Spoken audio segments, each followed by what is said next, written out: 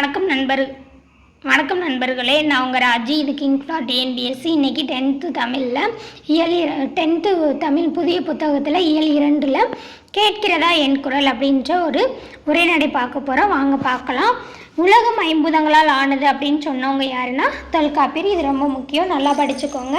உலகம் ஐம்பூதங்களால் ஆனதுன்னு சொன்னவங்க யாருன்னா தொல்காப்பியர். அப்புறம் மூச்சு பயிற்சி தான் வாழ்நாளை நீட்டிக்கும் அப்படின்னு சொன்னவங்க யாருன்னா திருமூலர். எந்த நூலில் சொல்லியிருப்பாங்கன்னா திருமந்திரத்தில். சரியா, மூச்சு பயிற்சி தான் உடலை பாதுகாத்து வாழ்நாளை நீட்டிக்கும் அப்படின்னு சொல்லியிருப்பாங்க. அதுக்கப்புறம் பிற்கால ஔவையார் வாயுதாரணை அப்படின்ற ஒரு அதிகாரத்தில் ஒரு குறள் சொல்லியிருக்காங்க. பிற்கால ஔவையார் குறள் சொல்லியிருக்காங்க. சரியா, வாயு வழக்கம் அறிந்து செறிந்தடங்கில் ஆயுள் பெருக்கம் உண்டாம். இது ஔவையாரோட குறள். சரியா, இது திருவள்ளுவர் எழுதின திருக்குறள் கிடையாது, பிற்கால ஔவையார் எழுதின குறள். ஞாபகம் வச்சுக்கோங்க. வாயுதாரணைன்ற அதிகாரத்தில் வாயு வழக்கம் அறிந்து செறிந்தடங்கில் ஆயுள் பெருக்கம் உண்டாம். இது ஔவையோட குறள். அப்புறம் காற்று 4 திசையிலும் வீசுறதுக்கு ஒரு 3 பாயிண்ட் கொடுத்துருப்பாங்க. நல்லா ஞாபகம் வச்சுக்கோங்க. கிழக்குல இருந்து காற்று வீசுச்சுன்னா அதை நம்ம என்ன சொல்கிறோம்?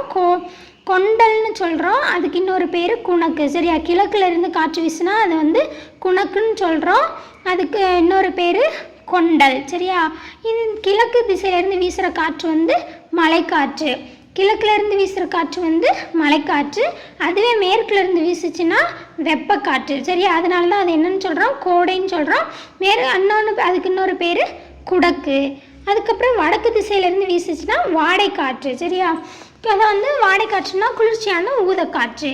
இதே தெற்குலேருந்து வீசும்போது அதை நம்ம தென்றல் காற்றுன்னு சொல்லுவோம். அது இதமான இயல்பு கொண்டது. அப்புறம் காற்றை பற்றி யார் இலக்கியத்தில் என்னென்ன சொல்லியிருக்காங்க அப்படின்னு சொல்லி பார்க்கலாம். இளங்கோவடிகள் சிலப்பதிகாரத்தில் என்ன சொல்லியிருப்பாங்கன்னா வண்டொடு புக்க மணவாய் தென்றல் அப்படின்னு சொல்லியிருப்பாங்க. வண்டொடு புக்க மணவாய் தென்றல் இவ்வடிகள் இடம்பெற்றுள்ள நூல் எது? சிலப்பதிகாரம். அதை எழுதினவங்க இளங்கோவடிகள். நந்தமிழும் தன் பொருணை நன்னதியும் சேர்பொறுப்பீர் செந்தமிழின் பின்னுதித்த தென்றலே அப்படின்ட்டு இந்த பாடல் வரிகள் பத்மகிரிநாதர் தென்றல் விடுத்தூதுல பலப்பட்டடை சொக்கநாத புலவர் பாடியிருப்பாங்க. சரியா, நந்தமிழும் தன் பொருணை நன்னதியும் செயற்பொறுப்பில் செந்தமிழின் பின்னுதித்த தென்றலே. பத்மகிரிநாதர் தென்றல் விடுத்தூதுல இந்த லைன்ஸ் இருக்குது. இந்த பாடினவங்க யாரு? பலப்பட்டடை சொக்கநாத புலவர். நதியில் விளையாடி கொடியில் தலை சீவி நடந்த இளந்தென்றலே. இந்த திரைப்பட பாடலிசை பாடலை பாடினவங்க யாரு? கண்ணதாசன். நளியிரு முன்னீர் நாவாய் ஓட்டி வழிதொழில் ஆண்ட உறவோன் மருக களியியல் யானை கரிகால் வளவ அப்படின்னு சொல்லிட்டு இந்த பாட்டில் வழின்னு காற்று சொன்னவங்க யாருன்னா புறநானூற்றில் சங்ககால பெண் புலவரான வெண்ணிக்குயத்தியார் காற்றை வழின்னு சொல்லி இந்த பாட்டில் சொல்லியிருப்பாங்க. சரியா, அப்புறம் கிரேக்க அறிஞர் ஹிப்பாலஸ் என்ன சொல்லியிருப்பாங்க அப்படின்னா பருவக்காற்றோட பயனை சொல்லியிருப்பாங்க. எப்படி அப்படின்னு பார்த்தீங்கன்னா கிபி 1 நூற்றாண்டில் ஹிப்பாலஸ்ன்ற பேர் கொண்ட கிரேக்க மாலுமி. சரியா, ஹிப்பாலஸ் யார்? கிரேக்க மாலுமி. எந்த நூற்றாண்டு? கிபி. சரியா, கிபியா கிமுவா அப்படின்றது நல்லா ஞாபகம் வச்சுக்கோங்க. ஏன்னா இது கூற்று காரணத்தில் கிபிக்கு பதிலாக கிமு கூட கொடுத்துடலாம். படிக்கும்போது ஒவ்வொரு லைனையும் தெளிவாக படிக்கணும். அதனால் நல்லா ஞாபகம் வச்சுக்கோங்க. ஹிப்பாலஸ்ன்றவர் ஒரு கிரேக்க மாலுமி.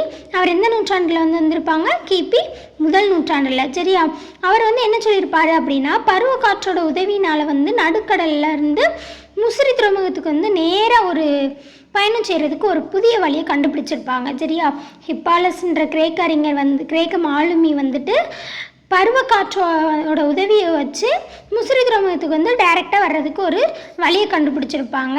இதனால யவனர்களோட கப்பல்கள் விரைவாக முசிறி துறைமுகத்துக்கு வந்துருச்சு. அதனால இதை கண்டுபிடிச்ச இவர் ஹிப்பாலஸோட பேரையே அந்த பருவக்காற்றுக்கு இந்த யவனர்கள் சூட்டியிருப்பாங்க. சரியா, அப்புறம் இந்த தென்மேற்கு பருவக்காற்று காலமும் அதுக்கப்புறம் வடகிழக்கு பருவக்காற்று காலமும் நல்லா ஞாபகம் வச்சுக்கோங்க. ரொம்ப முக்கியமானது. தென்மேற்கு பருவக்காற்று ஜூன் முதல் செப்டம்பர். சரியா, ஜூன் முதல் செப்டம்பர் வரை வீசுகிற காற்று எது? தென்மேற்கு பருவக்காற்று. அக்டோபர் முதல் டிசம்பர் வரை வீசுகிற காற்று வடகிழக்கு பருவக்காற்று. ஜூன்லேருந்து செப்டம்பர் வரை தென்மேற்கு, அக்டோபர் முதல் டிசம்பர் வரை வடகிழக்கு பருவக்காற்று. அப்புறம் நம்ம வந்து தென்மேற்கு பருவக்காற்று வழியாக தான் 70 விழுக்காடு வந்து மழையை வந்து பெறுறோம். சரியா? எந்த பருவக்காற்று மூலமாக நம்ம 70% மழையை வந்து பெறுறோம் அப்படின்னு பார்த்தீங்கன்னா தென்மேற்கு பருவக்காற்று. அதுக்கப்புறம் இந்த லைன்ஸ் ரொம்ப ரொம்ப முக்கியம். வழி மிகின் வழி இல்லை அப்படின்றது வந்து புறநானூற்றில் வந்துட்டு ஐயூர் முடவனார் வந்து காற்றை வந்து சிறப்பிச்சிருப்பார். சரியா? வழி மிகின் வழி இல்லை புறநானூற்றில் 51வது பாட்டாக இருக்குது. இந்த பாட்டை பாடினவங்க யார்? ஐயூர் முடவனார். அதே மாதிரி தான் மதுரை இளநாகனார் வந்து புறநானூற்றில் 55வது பாட்டில் வந்து என்ன சொல்லியிருப்பாங்கன்னா கடுங்காற்று வந்து மணலை கொண்டு வந்து சேர்க்குது அப்படின்னு சொல்லியிருப்பாங்க. யார்? மதுரை இளநாகனார் வந்து புறநானூறு 55வது பாட்டில் வந்துட்டு கடுங்காற்று வந்து மணல் கொண்டு வந்து சேர்க்குதுன்னு சொல்லியிருப்பாங்க. அதுவே வழிமிகின் வழி இல்லை அப்படின்றது வந்து புறநானூற்று 51வது பாட்டில் ஐயூர் முடவனார் வந்து பாடியிருப்பாங்க. சரியா? அப்புறம் வந்துட்டு உலக காற்றால மின் உற்பத்தியில் வந்துட்டு இந்தியா 5வது இடம் பிடிச்சிருக்கு. சரியா? உலகத்தில் காற்றால மின் உற்பத்தியில் வந்து இந்தியா வந்து 5வது இடம் பெற்றிருக்கு. இதிலவே வந்துட்டு இந்தியாவில்னு பார்த்தீங்கன்னா தமிழகம் வந்து முதலிடம் வகிக்கிறது. இதில் வந்துட்டு உலகத்திலே வந்துட்டு அதிக அளவு காற்றை மாசுபடுத்துகிற நாடுகளில் வந்துட்டு இந்தியாவுக்கு எத்தனாவது இடம்னா 2ஆம் இடம் வகிக்குது. இப்போ வந்துட்டு நம்ம ஒரு காலத்தில் வந்து என்ன பண்ணியிருப்போம்னா நீரை வந்து அப்படியே பைப்பில் வர்றது அப்படியே குடிச்சிருப்போம். இப்போ நீர் மாசுபாடு அடைஞ்சதுனால நம்ம வந்துட்டு என்ன பண்ணுறோம்னா அதை தூய்மைப்படுத்தி விலைக்கு வாங்கி குடிக்கிறோம். அதே மாதிரி தான் இப்போது காற்று அடைஞ்சதுனால ஆக்சிஜன் விற்கிற நிலையங்களும் வந்து இப்போ தொடங்கியிருக்காங்க. ஒரு ஆக்சிஜன் புட்டியோட விலை எவ்வளோன்னா 1000 ரூபாய்க்கும் அதிகம்னு வந்து சொல்லியிருக்காங்க. சரியா? அதே மாதிரி நம்ம உணவு இல்லாமல் எத்தனை வாரம் வாழலாமா? 5 வாரம் வந்து உயிர் வாழலாம். உணவு இல்லாமல் 5 வாரம் உயிர் வாழலாம். நீர் இல்லாமல் 5 நாள் உயிர் வாழலாம். ஆனால் காற்று இல்லாமல் 5 நிமிஷம் கூட நம்மளால் உயிர் வாழ முடியாது. காற்று மாசுபடுறதுனால என்னென்ன நோயெல்லாம் வருதுன்னு பாருங்கள். கண்ணெரிச்சல், தலைவலி, தொண்டைக்கட்டு, காய்ச்சல், நுரையீரல், புற்றுநோய், இளைப்பு நோய், இந்த பல நோய் வந்து எதனால் வருது? காற்று மாசுபாட்டினால வருது. இதே வந்துட்டு இந்தியாவில் வந்து மிகுந்த உயிரிழப்பை தர்ற காரணங்களில் வந்து காற்று மாசுபாடு எத்தனாவது இடத்தை வகிக்குதுன்னா 5ஆம் இடம். சரியா? உலகத்தில் அதிக அளவு காற்றை மாசுபடுத்துகிற நாடுகளில் வந்துட்டு 2ஆம் இடம் வந்து இந்தியாவுக்கு. காற்று மாசுபடுத்துறதுல 2ஆம் இடம் இந்தியாவுக்கு. காற்று மாசுபடுத்துறதுனால மிகுந்த உயிரிழப்பு தரும் காரணங்களில் வந்துட்டு 5ஆவது இடம். சரியா? காற்று மாசுபடுறதுனால குழந்தைங்களுக்கு வந்து மூளை வளர்ச்சி குறைவாக இருக்குது அப்படின்னு சொல்லி ஐக்கிய நாடுகளோட சிறுவர் நிதியம் அதாவது யூனிசெஃப் வந்து சொல்லியிருக்காங்க. சரியா?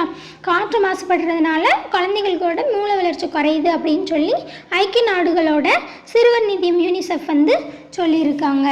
அப்புறம் வந்துட்டு இந்த ஓசோன் படலம் இருக்குல்ல, அதுதான் வந்துட்டு பூமியை வந்து ஒரு போர்வை மாதிரி சுற்றி இருந்து இந்த வெப்ப கதிர்வீச்சை வந்து பூமியை வந்து தாக்காமல் பாதுகாக்குது. இதை வந்துட்டு எது அழிக்குது? இந்த ஓசோன் வந்து எது அழிக்குதுன்னு பார்த்தீங்கன்னா குளோரோஃப்ளோரோ கார்பன்ற குளிர்பதன பெட்டியிலேருந்து வெளிவரக்கூடிய ஒரு வாய் தான், நச்சுக்காற்று தான் வந்துட்டு இந்த ஓசோன் படலத்தை அழிக்குது. அதனால் நம்ம இந்த குளிர்பதனியில் வந்துட்டு குளோரோஃப்ளோரோ கார்பனுக்கு பதிலாக ஹைட்ரோ கார்பன் அப்படின்ற குளிர்பதனியை வந்து இப்போ பயன்படுத்த தொடங்கியிருக்கோம். சரியா? அமிலமழை வந்து எதனால் பெய்யுது அப்படின்னு பார்த்தீங்கன்னா கந்தக di oxide, nitrogen di oxide இந்த 2 வந்து மழை நீரில் கரைஞ்சிறதுனால தான் அமிலமழை வந்து பெய்யுது. சரியா? இதெல்லாம் கந்தக di oxide, nitrogen di oxide. ஒரு மணித்துளிக்கு வந்துட்டு 12லேருந்து 18 முறை வந்து நம்ம வந்து மூச்சு காற்றை உள்ளே இழுத்து வெளியே கார்பன் டை ஆக்சைடை வந்து வெளியே விடுறோம். அப்போ வந்து நம்ம உள்ளே இழுக்கிறதுக்கு தேவையான ஆக்சிஜனை எது தருது? மரங்கள் தருது. அதனால நம்ம மரங்களை வளர்க்கணும்னு சொல்லியிருக்காங்க. ஒவ்வொரு ஆண்டு வந்துட்டு ஜூன் 15 வந்து உலக காற்று நாளாக கொண்டாடுறோம். சரியா? ஜூன் 15 வந்து உலக காற்று நாள். குளோரோஃப்ளோரோ கார்பனோட ஒரு மூலக்கூறு வந்துட்டு 1,00,000 ஓசோன் மூலக்கூறுகளை சிதைச்சிருமா. பார்த்துக்கோங்க. அப்போ அந்த குளோரோஃப்ளோரோ கார்பன் எவ்வளோ நச்சுத்தன்மை வந்ததுன்னு நமக்கு இதில் இருந்தே தெரியுது. ஒரே ஒரு மூலக்கூறு குளோரோஃப்ளோரோ கார்பனோட ஒரே ஒரு மூலக்கூறு வந்து 1,00,000 ஓசோன் மூலக்கூறை சிதைச்சிருமாம். பூங்காற்றே இத்தனை நாள் உன்னை பாடாதிருந்து விட்டேன், புது கவிதையில் சிக்கி போனேன் அப்படின்னு சொன்னவங்க யாரு? தேவக்கோட்டை வா மூர்த்தி. அப்புறம் எந்த நாட்டு மன்னரோட முடிசூட்டு விழாவில் வந்து திருவெம்பாவையும் திருப்பாவை பாடலையும் வந்து தாய்மொழியில் எழுதி வச்சு பாடுறாங்க அப்படின்னு பார்த்தீங்கன்னா தாய்லாந்து மன்னரோட முடிசூட்டு விழா. சரியா? தாய்லாந்து மன்னரோட முடிசூட்டு விழாவில் திருவெம்பாவை மற்றும் திருப்பாவை பாடல்களில் வந்து தாய்மொழியில் வந்து எழுதி வச்சு பாடுறாங்க. ஒன்றே குலம் அப்படின்ற நூலோட ஆசிரியர் யார்? தனிநாயகம் அடிகள். அப்புறம் வந்து 17ஆம் நூற்றாண்டில் வந்து வெள்ளை பளிங்கற்களால் கட்டப்பட்டது எது? தாஜ்மஹால். இப்போ வந்து அது என்ன கலரில் தெரியுதுன்னா மஞ்சள் பழுப்பு நிறமாக வந்து தோற்றமளிக்குது. அதுக்கு காரணம் என்னது? காற்று மாசுபாடு. இதோட வந்துட்டு இந்த உரைநடை பகுதி முடிஞ்சிச்சு. நம்ம அடுத்த வீடியோவில் நெக்ஸ்ட் இதோட கண்டினியூ பார்க்கலாம். தேங்க்யூ. முயற்சி செய் வெறியோடு, பின் கொண்டாடு வெற்றியோடு.